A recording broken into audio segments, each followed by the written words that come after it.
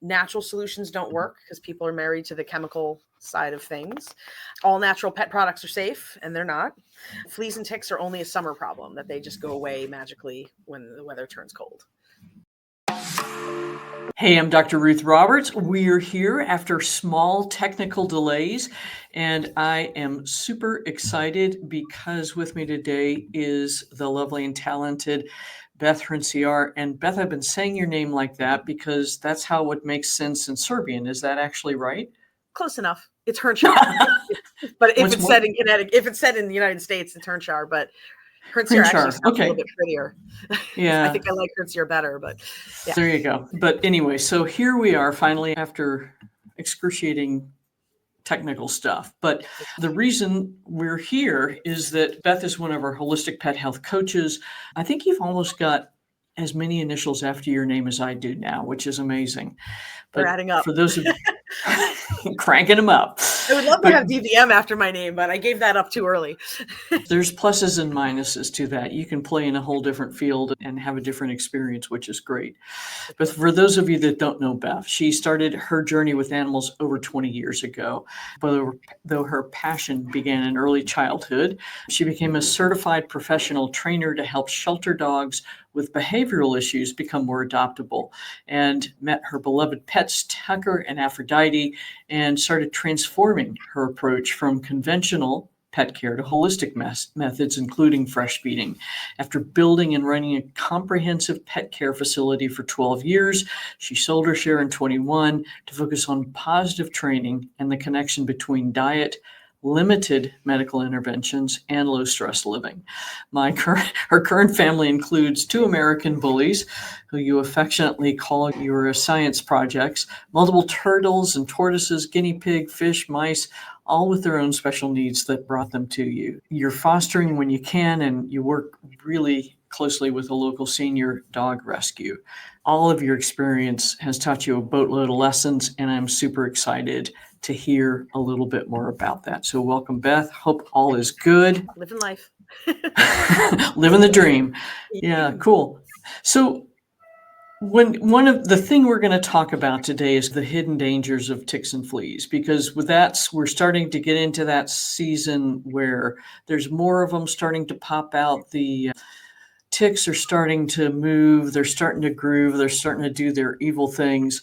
But there's a lot of things that I think many pet parents are not aware of in terms of these common flea and tick prevention. So what do you think are the biggest misconceptions about flea and tick prevention? There's a lot. I live in Connecticut, so I hail from the state that named Lyme disease. So I'm pretty well versed in ticks. Luckily, where I am, I don't have a lot of ticks, but I also keep my yard really natural and try to do the best I can without it. And having bullies helps because you can just see a tick and take it off. But misconception-wise, healthy pets don't get fleas and ticks. Although they're less likely to have problems with infestations, they still can get them. Natural solutions don't work because people are married to the chemical side of things. All natural pet products are safe, and they're not. Fleas and ticks are only a summer problem, that they just go away magically when the weather turns cold. And that's only if you live outside. Right on. Yeah. Right on. That's something interesting you said. I think everybody assumes if it's natural, it's all safe, but that's not the case. And there are plenty, like for cats, limonene can be really toxic. Yeah. And that's one of the things that gets used. So what are if you've got some other examples off the cuff, that would be amazing, just so folks can start thinking about that. All natural products, just because something says natural doesn't mean that it is. With the way the Food and Drug Administration allows people to label things, natural is just a catchphrase. So if you're picking up a product that just says safe and natural, you really need to look at the ingredients to make sure you're not getting all of the extra stuff. I'm going to say this word wrong, like perethrins, I think it is. Am I saying it right? Perethrins or permethrins. So there's two different ones. Yeah. Are they both used in flea and tick products? They are. So pyrethrins are supposed to be the naturally derived from chrysanthemum, and then permethrins were the second generation chemical version of them. Okay. Yeah, because I was reading about chrysanthemums last night, in fact, and that was what led me down that one. It's because I was trying to find a list of safe plants that you could have in your yard that are flea and tick repellents, so to speak. But chrysanthemums being one of them, but not for your dog. They're not safe to be around your pets, because if they eat them, the pyrethrins are in there, unfortunately. And I was like, okay, let me go down that rabbit hole. And then I found that those are what's used in the chemical versions that are so toxic to our animals. So there's a fine line between natural, I believe, and the chemical versions of things. And that I think people have to be very aware when they're using these products that a lot of these sprays may contain things that look good, but they're not. I use Nantucket spider spray, which I really like. And I found it to be as safe as it can be for my guys. And it's been really helpful when I go out into the woods, things like that, just to repel them. I've had it sprayed on my dogs and not on myself. And I have a cloud of things around me and my dogs are fine. So I guess action achieved. So I think that's my main takeaway with that would be just really make sure that all the natural products all the things that you're using, especially with essential oils are fantastic and they do repel bugs, but a lot of dogs and cats, especially cats, you have to know what you're using essential oil wise. I am not an essential oil expert, but I know a couple of our coaches are, but they can they give you an idea of how to dilute them properly. Because even though they're safe diluted, they're not safe in their concentrated form. So be very careful before you just start throwing natural products at your animals. I think you have to be in a lot of ways, just know what you're doing. It's even when you're using the chemicals versus the natural stuff, just don't jump into anything without reading the labels. Because to us regular humans, natural has a specific meaning, but in terms of labeling, there actually is no meaning and no guidelines around it. So you can put like Kellogg's cornflakes is a natural source of corn and other B vitamins and junk they've added. I'll tell you about all the glyphosate and everything else that's in it as well. So that's it. Manufacturers use these catchwords to trick us into thinking, oh, this is cool. This is good. It's all happy good. And then what about Wondercide? Have you used that before? Do you know that product Marissa's asking about? Wondercide, and there's another one called Cedarside. I've used Wondercide myself. I had pretty good result, and I know other friends and one of the other coaches actually has used it as well in her yard, and she actually lives in a really wooded, tick-heavy area and has had a lot of success with it. So I would definitely recommend that. I don't know about their spot-on products. I've heard good things about them, but I haven't personally used them. So the ones that I've personally used, Earth Animals makes a whole line of products. They have spot-ons. They have food-related ones that you have to start actually way before the season starts in order for them to work, which they're garlic-based. They also there's some good flea collars out now, and not the white smelly ones that you get from like the grocery store. You have to go and actually get their herbal ones that are out now. They're good. I've had luck with amber collars. I know some people swear by them, some people don't, but I do like them. But again, like I said, I am not in a heavily ticky area. I rely on the answers from the people that I ask that live in the woods and things, and they've used natural products very successfully to keep away the ticks and the fleas and stuff. Not saying that you're not going to find a flea or a tick on your dog, but you're going to catch them and get rid of them before they embed and cause problems. Right on. And one other thing you mentioned too is that you prep your yard. So like you're doing stuff before the season hits. So and I'm taking you a little off track, but talk about that a little bit, because I think people miss that concept all the time. And then they're like, holy crap, I've got a flea infestation. Yep. The only flea infestation I ever had actually was I brought in sand for a backyard project and it was filled with fleas. Other than that, which is crazy. You want to keep fleas-like area now. So here's another problem, because you're going to run into two different schools of thought. People say leave your leaves because of the little bugs and stuff that live in there and winterize, but at the same time, the fleas love that. So I think working with your landscapers, or if you're doing it yourself for the weekend warrior, making sure your grass is taken care of and it doesn't get too long, because ticks love that. Keeping your bushes trimmed and making like things that bugs would like to hide in, basically getting rid of those, getting rid of water sources, because that's going to get rid of mosquitoes, things like that. Like standing water sources, not healthy places for them to drink, or if you have a fountain. My yard, mostly, I just stay on top of things and make sure there's no hidden areas in my yard that my dogs can rustle around in the leaves, because that's when they come back with ticks. Keeping the hedges trimmed so they're not overgrown and crazy. Any place that ticks can hide and your dog will brush up against, or cat, and that's where the critters like to hide and jump in. And then I also spray with Wondercide or Cedarside when I can. Have you ever used those nematodes to help? And you said the only time you've had fleas is when you brought sand in, but sand. I don't have personal experience with the nematodes, but I do know people that have used them quite effectively. I've heard they're great. I think it's Arbico that makes the nematodes, and they have that you can look up what your area is and what problems you have, and actually I've they've had great success with them, the people that I've talked to about them. And when I lived in South Carolina, that was part of our regimen. It was like in March, February, we were like, go treat your yard with nematodes now. Here's how to do it. And I think it really does help quite a bit. But anything will eat the little buggers, right? Exactly. And that's the thing too, is that if we're like, oh crap, my dog has fleas, you're way too late in the process. Or, oh crap, my dog is infested with ticks. That's when you need to really start working on. Months before is when you need to start working on the control part. You have to work on prevention. That's the best way to protect your pets, I think, if you prevent things from happening, then you don't have to fix it. It's harder to fix a problem, especially like coming from the training world. It's way harder to fix a problem than it is to prevent it. We could say that's pretty much true about anything in terms of pet health, right? Yep, for sure. Diatomaceous earth, that's another one. That's what I used in the earth, was really helpful getting rid of the sand. I had to mix it all together. Dries those little suckers right out. It does. It lacerates them and kills those buggers, which is a beautiful thing. And I think it's a great part of a multi-level strategy. And then, like I said, in my yard, I also plant things that are going to scare the bugs away. Basically, the ones I did find that I trust that you can put in your yard, that if the cats and the dogs eat them, they're not going to die. Actually, I look mostly for dogs, so I can't. If cats, I would look them up just to make sure. But catnip itself, the plant, rosemary, mint, and wormwood are a couple of the ones that I found that are dog safe that you can plant within your yard. The ones you want to plant in the yard where your pets don't hang out would be chrysanthemums. Lavender, citronella, and pennyroyal are the ones that are really good deterrents for fleas and ticks and bugs themselves. And citronella, of course. Don't want to forget that. Right on. Yeah. And I think, too, the other thing is that the vast majority of these plants do have some level of toxicity, but they've got to eat a lot of them to actually get that toxicity. So just having them sort of around, of anything will make you sick. So. Pretty much, yeah. So if they're just cruising around and brush up against them, not a big deal. Now, if you've got a golden retriever that just has a death wish and pica and will eat everything that's not nailed down, maybe not such a good choice. For sure. But yeah, right on.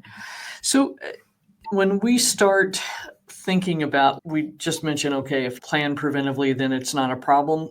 If we go back to grassroots, how do you think diet and overall general health play a role in flea and tick resistance? Because there are folks that are like, if they're unnatural rearing, they won't have fleas and ticks. And then we have people going, they have fleas and ticks. What do I do? I think there's a lot. Strong immune system is your first line of defense against any of these guys. And it will help with internally and externally, obviously. Nutrition, you want to use a species appropriate diet. Clean diet helps strengthen a pet's immune system. There's no downside to strengthening your pet's immune system and keeping your dog healthy from the inside out. You want to use quality protein sources. You want to use omega-3s, fatty acids to support your skin health and natural oil production. You want to use fresh whole foods. Processed foods, in my experience, I don't promote them. I tell everybody that's the first thing I usually ask anybody I work with is, what do you feed your dog? And then we go from there. Sometimes I feed the highest quality kibble. I'm like, you're still feeding kibble. I don't want to bash that, but so you also want to work on your gut immunity connection. A healthy gut microbiome supports your overall immunity. Avoiding processed foods, again, and artificial ingredients, things like that. Balanced digestive tract. We all know that, or most of us know that your health starts within your gut. If your gut is out of whack, it's going to throw everything off. You want to also use natural deterrents in your diet. You can use certain foods, make them less tasty for the parasites. Garlic in small amounts. Garlic will not kill your dog. I don't know if you want to embellish on that one. That is the God's honest truth. That's why there's been garlic in the original crock pet diet for years. And in fact, an average 50-pound dog can eat an entire clove of raw garlic, especially if he's a golden retriever, with absolutely no issues whatsoever. Yeah, get that a lot. Apple cider vinegar, you want to properly dilute it, is really good. Fresh herbs, parsley and mint in the diet will help. And vitamin B rich foods really help keep things healthy and moving along.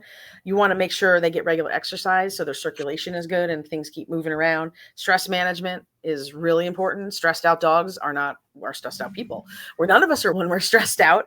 Adequate hydration really helps with the skin barrier. So to make sure that your things are moving. So overall prevention wise, I would say that those are key. You also want to do regular groomings. In this season coming up, get a flea comb, spend some time brushing through your dog. If you have a dog that has no fur like my bullies, it's easy. But if you have a dog like, say you have a husky, those guys are the worst because the fleas burrow in and you can't find them. So it's really important to stay up on their maintenance and not groom them once a year or whatever the case may be. It can be hard sometimes if you have a dog that doesn't like to be groomed, but that's when positive training comes in. And you start desensitizing them to the horrors that they think a bath is and making it a good thing.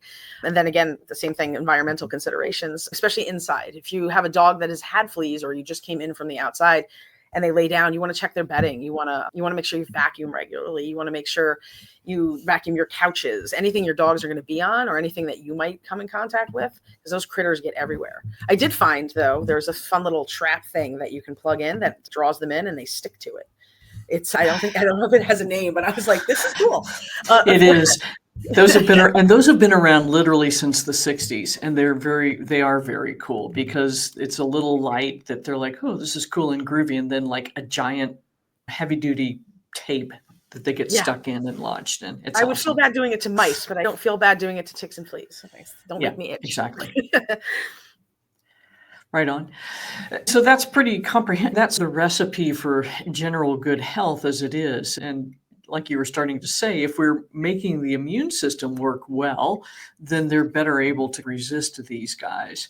So when you take your dog to the vet, they're like, no, you have to give this thing, this Bravecto pill that's good for 3 months because, So what about all this conventional stuff? We're running between, holy crud, I'm doing everything I can, like Victoria, but he still gets fleas. And then just somebody that always just goes for the Bravecto or the NexGard or those oral flea controls. So what's the difficulty and what's the potential harm with these medications? I think there's a fine line between when you use them and when you don't. I guess you have to really look at your area too. I have friends that use them, but they use them. I've read recently that they're coming out with, it shouldn't be every 30 days. You can take it out to every 45 to 60 days. So if you have to use these products, you want to consider using less of them. And once it gets cold enough, stop using them. There's no need to put flea and tick if you're in the dead of winter in Connecticut, for instance. But if you live in Arizona, I don't know, are there fleas in Arizona? I know there's states that don't have fleas. Okay. So whatever states you live in that are cold, that are warm enough that all year round, if you have a flea problem like Florida, you probably need those kinds of things. But what the side effects of some of these chemical things are I think it's really necessary that people know the risks of what you're putting on your pets before you go ahead and just do that and say, ooh, I don't want any fleas. First of all, they can develop immunities to these pesticides over time. I know like Frontline used to be a big thing, and now Frontline supposedly is not as big a thing. The pets and the fleas and ticks become immune to them. So they have to keep developing stronger and stronger products, which again, less healthier. It creates a cycle of increasing toxicity. It's less effective in the long term, and topical products can remain on the skin for weeks. Kids, you're not supposed to touch it, and kids aren't supposed to touch it, but it's safe for your pets. That's what I don't understand. So you're not supposed to pet your dog, and they have that grease spot. Oral treatments circulate through the entire body, so it's not just going to one place and waiting there for the ticks and fleas to arrive. Products, like I said, can transfer to humans, and I believe it's UK started banning a lot of them because their water system was being polluted by these they had a huge PFAS contamination issue. Yeah.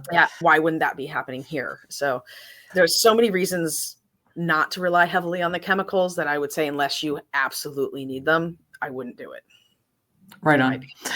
And I agreed. So the deal is that Frontline, the active ingredient is fipronil. And the truly horrifying truth is that you have eaten more fipronil than you have ever applied to your dog. Right. Yeah, every time you go to a salad bar. And the funny thing is that 20 years ago, the guy for Merck or Muriel or whoever owned it at the time, that was his line telling us how safe it was. And it was like, yuck. So that's good. And there is wait, I had to really, they usually tell you this after they've plied you with cocktails. So it's, okay. Oh, wait a minute. Plus, I think as a species, humans tend to believe what they want to. So if you want to use this on your animal because you don't want to go through the steps of having to feed better diets and all that stuff, and some schmo tells you this is okay, you're like, he told me that, it's fine. was on the internet. It must be true. Must be true. Yeah. I mean, yeah. So the other thing is that in the state of Massachusetts, they actually had to decontaminate their water supply with PFASs. And part of it, what they were doing was using that to control mosquitoes. But they were doing it at such a high density, plus all the other sources. I don't know if they ever got it cleaned up. I think they got it down to acceptable levels, and that's kind of it. Which is So another topic. It's just, I keep hearing Joe Jackson, everything gives you cancer. It's just every day. It's a true statement. Yeah. So this is the thing, is that Victoria's saying it. She's doing all this stuff and he still gets fleas. And so sometimes it just happens. So this Again, it's fleas, area. I think, are not so much up your alley because other than trucking in the sand, have you or your clients had a big flea issue? So the one time I had the flea problem was my senior Tucker. He had been on a raw diet. I'd been doing all the right things at that point, and he lay down in a patch of grass, and they just got all over his chest. He must have laid down in like a hot zone, basically. And I didn't realize it until I was petting him one day, and I pulled my hand away, and there was blood, like the leftover, whatever they call it, the blood basically from the ticks. So I panicked because I'm like, he's bleeding. So then I realized, I gave him a bath and I realized what it was. And I know age played a lot into it because he was way more sedentary at that point. I think he was maybe 14 or 15 when that happened. And he had always been a pretty active boy, but most of the dogs that go to the beaches, they have problems, but the owners tend to give them a lot more, just spend a lot more time being aware of it. If you're in a ticky area or a flea, like an area where fleas are going to be prone to it, it's really important that you go home and bring them home and do the maintenance just to make sure you get them out. The flea combs seem simple, but they just, you give a couple. They work. Yeah. And they pull them right out. And then if you have an infestation, obviously just a flea comb isn't going to work. But I think when you're trying to do things holistically without using all the chemicals, then that is the top line of your defense, is really management, in my opinion. Agreed. And Victoria, you're dealing with fleas, so I'm going to go through what we used to do in South Carolina, because down in Texas, that's going to be about the same kind of environment. And really, yeah, it's just awful. It's just terrible. So the deal is that you need to start now and treat the environment. So use the nematodes outside, use boric acid, silicate crystals, that kind of stuff inside. If you can find an insect growth regulator, yes, a chemical substance, I would use that spray in the house because it's going to prevent them from hatching out. And then do everything we've been talking about. You're already doing a lot. But what I would suggest doing is also having on hand some Capstar or Niantic. And the interesting thing is that it can be given safely to get the fleas knocked off of your dog for a short period of time. I had a lady that did make, oh golly, poor pup, a little Shih Tzu neurotoxic because she was giving him a full dose every day for weeks on end. But if you give it every other day to keep the fleas knocked off while you're getting things under control, it's been really awesome. And if you go to a dog park or a dog event where you know others are having problems with fleas, it's never a bad idea to clean the decks, either by just simply bathing or flea comb with just dipping the flea in a jar of alcohol, shaking it off, because the alcohol will stun the fleas and kill them, and then shaking it off and then continuing to comb them out. So I spray repellents too every time if I'm going out, and if I lived in an area where it was a real concern, I would be spraying it all the time. They don't last forever. Obviously you want to reapply them, but the times that I've had to use them when I've been in the woods, things like that, they've worked well.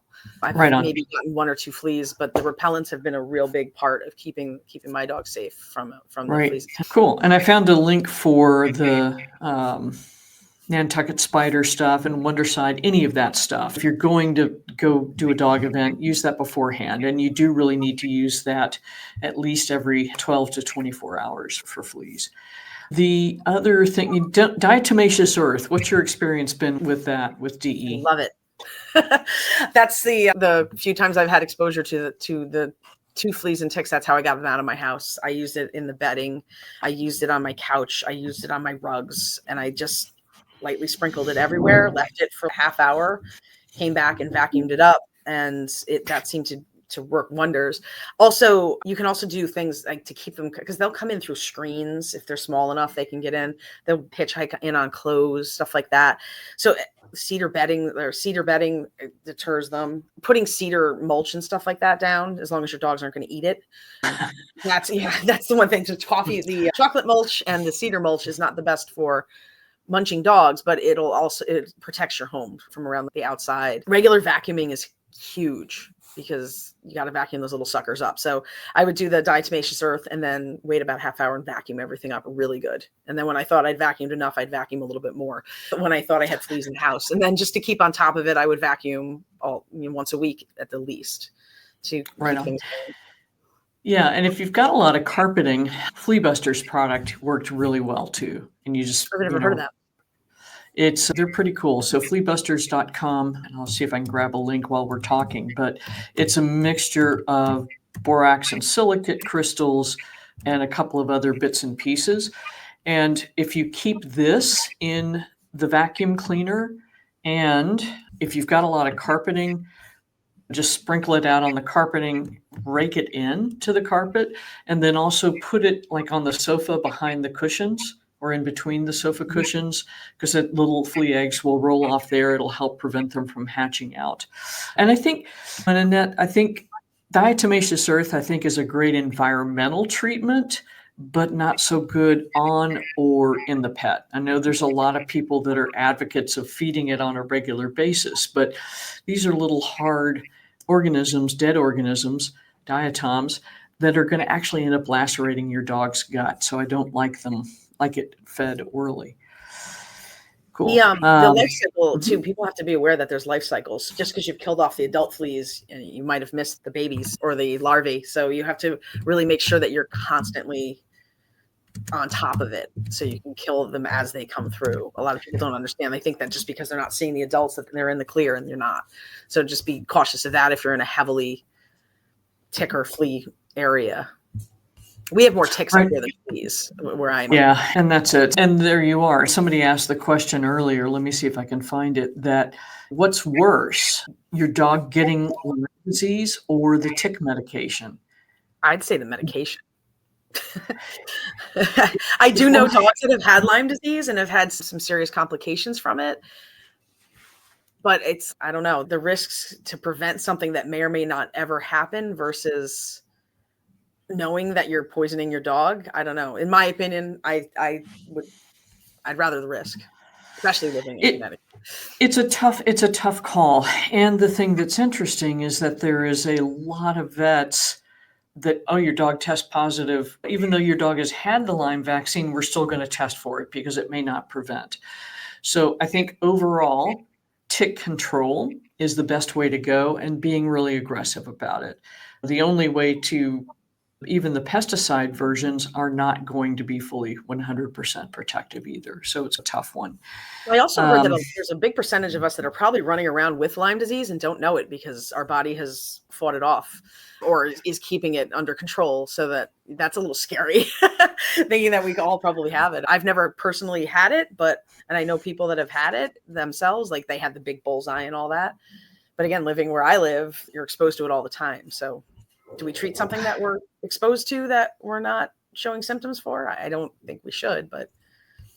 And that's the thing. So Lyme is one of those deals, like back in the 80s when it first started coming out, it was not new, but pretty novel to the immune system. And so the 80s, that's 50 years now. That's 4 dog generations. And so their genetics have started to learn how to deal with it a little bit better. And for sure, there is always going to be dogs and people that get really sick and get chronic Lyme disease. But I think if you are aware of it, you've had a known tick exposure, or you've developed the symptoms of Lyme, that's when you be your best advocate and your dog's best advocate to get them tested and get them treated appropriately. That I think that even in the Southeast now, they're starting to treat more aggressively because it's ubiquitous now, almost entirely across the U.S. And there's all wherever these there's new ticks. tick-borne things popping up too, viruses. So Mother Nature's always going to find a way to outsmart us. So it becomes a battle of how badly do we want to poison ourselves and our environment to offset these things, I guess. And that's it. It's like you have to decide what the risk and benefit is of every choice that you make. And that can get really overwhelming. But I think it's getting crystal clear that all of this chemical soup that we've created is creating a lot of the chronic disease that we and our pets are experiencing. So I put together like a checklist that I'm happy to send anybody if they want to reach out to me, of just things you can do starting like from the day that it begins, not the day. When you see the weather starting to change, like the other day I had a tick crawling on my head. I was like, oh, it started. You know, when they're coming out as the weather starts to change. So I did put together like a little ebook for people if they want to, if they're interested. I can send it to them. They can go through it and see what they're doing if they're missing something. Sometimes there's that one little element that you haven't included, and that little element is the thing that takes it over to the side and helps you win the battle for this year. Right on. Right on. So I've got your Facebook link. Is there another place that's better for them to reach out to you? Follow my lead, bb@gmail.com is the best email right now. All right. That one's playing well. Yeah. God, when they're ever, I was trying to get my Follow My Lead Pets one to work, but for some reason it's not working. So I can't give that Challenges. one out. Challenges. Yep. I'm not all of that computer savvy. I'm much better in person, hands-on stuff. Right on. Didn't grow up in that area. Right on. So we just do what we can. The deal is that there is no straight answers, Hunter, and the deal is that you have to use a multitude of different approaches to accomplish the goal, which is to keep heavy infestations off of your dog. And the good thing is, though, when you're doing all this, you're also affecting other things. Having a healthy immune system isn't just going to help with fleas and ticks. It's going to help across the board. It's going to help fight cancer. It's going to help fight any kind of immune assault. You're not fighting a losing battle, or this isn't going to take up all your time for only one thing. This is a lifestyle approach as opposed to just spraying something on. And that concept of take this pill and everything is fixed is what's gotten us into this mess as it is. So that's why there's no straight answer. It's a process, and it is indeed a lifestyle. So right on. Yeah, so I think we've gotten through a lot of good information here. And there's a boatload of, Beth's got that checklist for you, which I think will help tremendously. There's some blogs on my website if you need help. In general, we started carrying we had used amber collars, which I think are great, but they do tend to break. And so a lot of people were like, I don't know about that. There are a myriad of different tags that help. Those have worked. So, I forgot about those. The little sonic ones, I've had really good feedback with those. So this is the one made in Spain, and they actually do have papers showing it repels ticks and fleas. Now, the deal is that you can't just put them on and take them off, because what we're doing is using this tag and actually the amber collars and any of these types of things to change the electromagnetic field on your dog so that it repels the fleas and ticks. So putting it on right before you go outside is not going to cut it. You need to have this on them constantly. But these tags work for at least 3 to 5 years, which is a big benefit too.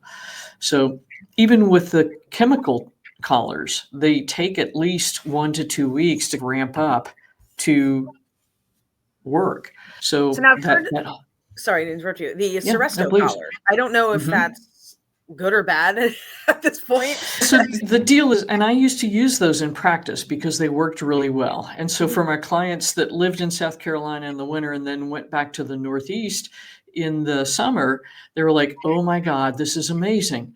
The problem with Seresto is that it contains PFASs. And so this is one of those deals. So it's like you got to figure out how to assess your risks and decide if that risk is worth it or not. So if I was in an area where if I was traveling with my dog that was naive to ticks and going to a heavily infested area, that's something I might consider.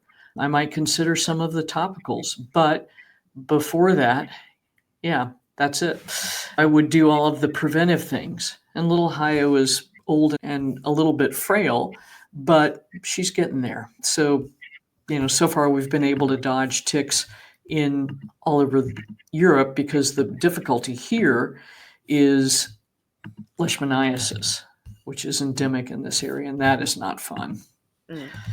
And there's that. Yeah, we're starting to see a little more Ehrlichia popping up too. And then people are starting to panic over heartworm and mosquitoes which was never a problem up here, but now the southern dogs are being brought up here to be adopted and stuff, and they're bringing with them heartworm. So now that's becoming an issue. But then same thing, do you do the heartworm preventatives and try to be safe and poison your dog up front, or do you wait and get that heartworm diagnosis because you test once a year and treat then? So it goes hand in hand with the tick thing. It does. And that's the thing too. Like in the Southeast, there's plenty of people that did really well with no-sodes, things like HWF from Amber Naturals. And then I saw lots of clients that their dogs got heartworm on top of it while using those things. So I think that's a whole nother conversation too. Sure but that's where you don't have to use as much as what it says on the box. Let's just put it that way. Mm-hmm. And so I think that's helpful. Cool. What else are we forgetting? I don't know. I took all these notes, but I think we covered most of it. We're bouncing around like crazy. Right on. Let me look at my notes and see what we're missing. I know that there's a lot of stuff out there on essential oils, because when I was just researching to be able to do this live, so much stuff comes up with essential oils, and they're fantastic. But I really want people to understand that you can't just start putting essential oils on your pets. It is dangerous. So you definitely want to make sure they're diluted properly. And like I said, I am not an EO specialist, but there are coaches that we have that actually they're aromatherapists, certified aromatherapists, who can definitely help make sure that you're using the right products, and also make sure that you're looking at your individual. Look at your dog's age, look at your dog's health conditions. If you have a dog that has cancer, then their immune system is going to be way more compromised than the same dog that doesn't have cancer. So you really need to meet your dog as an individual before you make your decisions on how you're going to treat any condition, whether it's flea and tick problems or any of these things. The dog's an individual. You can't there's no one answer to everyone's problem, I don't think. And I think that's what's gotten us in trouble, that they're like, oh, well, you do have an answer. We can just put this stuff on your dog once a month and you don't have to worry about fleas and ticks. And it's just, life isn't that simple, unfortunately. No, and you're absolutely right. And what was okay and worked okay for a dog at 2 may not be the right solution at 12. So exactly. I think that's the other thing to consider. But yeah, like Audrey's on here with us. She is a certified aromatherapist. Yay, Audrey. Yeah. And will those, I think I'm not sure if they will interfere with EMF blocking tags. That's a good question. I'm not sure about that, but we need to find that one out. Because that's the thing. We're besieged by all sorts of stuff. Yeah. So just crazy stuff. Yeah. And there's a recipe on my website. Yeah. ACV with the water. Yeah. You can Yes, it's 1-to-1, I believe. Yeah. That's a great one. There's a spray. If you reach out to me, I can give you the spray. I have it somewhere, the list of the 1-to-1 ratio. Like, make a spray for your clothing or for your pet's bedding, stuff like that, with apple cider vinegar. So that way, and I believe they said it was 1-to-1. It's in my notes. Right on. Somewhere in there. I can't remember. Right on. Yeah. So this has been lots of fun. We've got a bunch of folks on here with us, so I think this is a super hot topic. I hope it was helpful. I know we didn't give like definitive answers, but it really isn't. There isn't one. You really have to approach everything like you're individuals. I think Rita Hogan also has a lot of stuff on. She has a whole flea and tick protocol thing that she did. So that might be they're canine herbalist, and I believe she has stuff too that should be helpful for people for a different approach. There's a myriad of options out there, and the deal is that if the thing that you've chosen isn't working, you're not married to it. Go find the next thing that's going to work a little better. For sure. It's important to be pivotal. You try something. If it doesn't work, give it your best shot and move on. Next step. There's something out there that will work. Right on. Cool. Beth, thank you so much for spending time today. Really appreciate it. This has been a ball, and we will see everybody next week. Yeah, cool. Ciao. Take care.